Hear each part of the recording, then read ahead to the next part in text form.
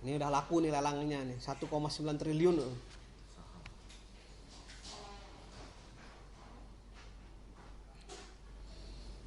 Ini saya tidak mengundang ya, tapi yang mengundang wartawan ini.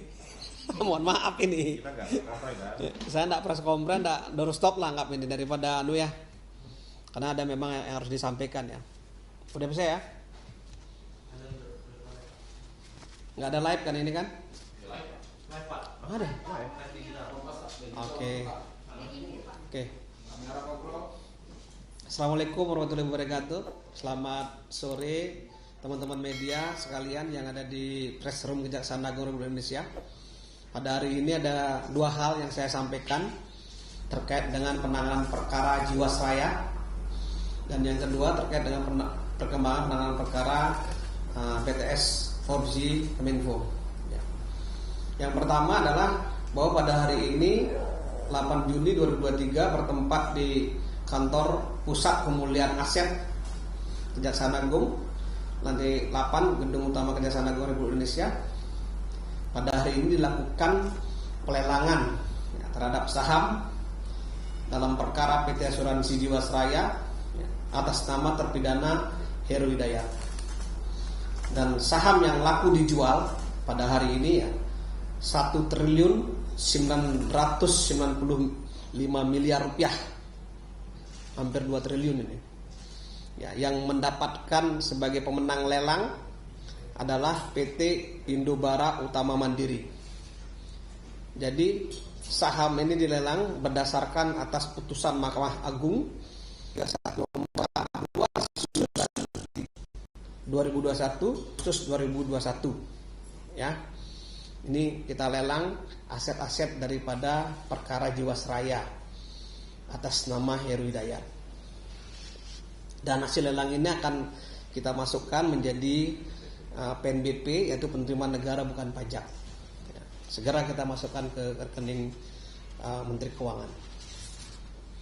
Kemudian yang kedua terkait perkembangan penanganan perkara BTS 4G Kominfo. Pada Rabu tanggal 7 Juni 2023, tim kami, yaitu tim penyidik Kejaksaan Agung, melakukan serangkaian penyitaan di beberapa tempat yang berada di Kabupaten Manggarai Barat dengan melakukan penyitaan 3 bidang tanah seluas 11,7 hektar milik tersangka JGP. Berdasarkan penetapan Wakil Ketua PN Labuan Bajo nomor 98 ya, tanggal 7 Juni 2023 ya, kita melakukan penyitaan.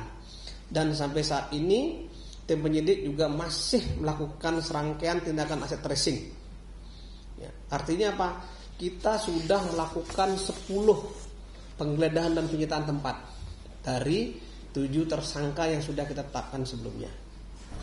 Mengenai rincinya seperti apa, yang 9-nya gimana Pak, itu sudah kami rilis semuanya sebelumnya. Saya kira itu ya perkembangannya. Kalau ada yang ditanyakan silakan.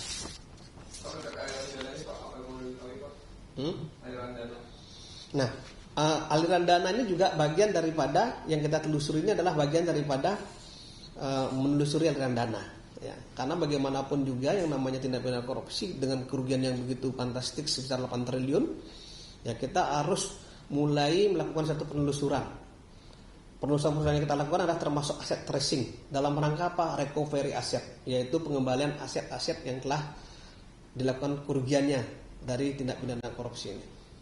Ya, kita lagi mencari semua aliran dananya kemana-mana. Tentu kami tidak sampaikan secara gamblang di sini, tetapi dengan upaya-upaya kami melakukan satu penyitaan terhadap aset-aset para tersangka ya, itu adalah merupakan bagian daripada penelusuran aliran dana.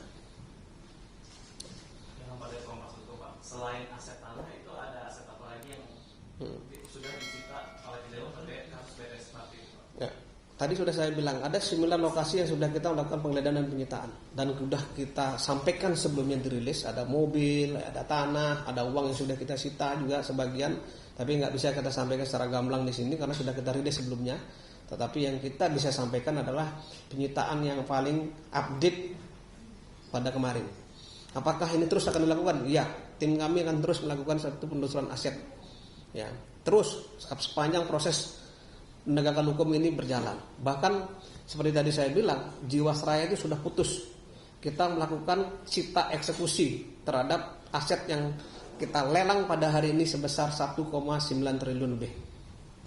Ya, tidak berhenti sampai di sini, sampai putus pun pengadilan sampai mempunyai kekuatan hukum tetap dan terbukti dinyatakan suatu tindak pidana korupsi, kita tetap melakukan satu proses aset tracing dan dalam rangka recovery aset. Ada pertanyaan lagi?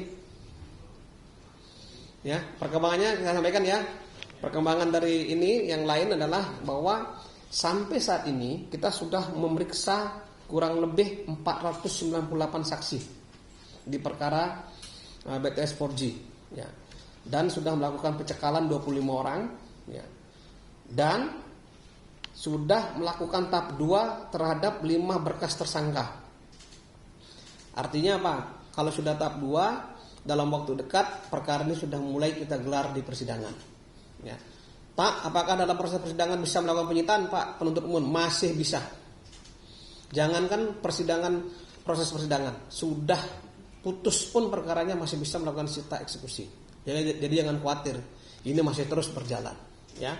Artinya di 2 tersangka ini, yaitu tersangka JGP dan tersangka WP, ini masih berjalan dalam proses penyidikannya. Pak, apakah menutup kemungkinan nanti akan ada tersangka baru? Kita lihat perkembangannya ke depan. Oke? Ada lagi? Nggak ada ya? Cukup.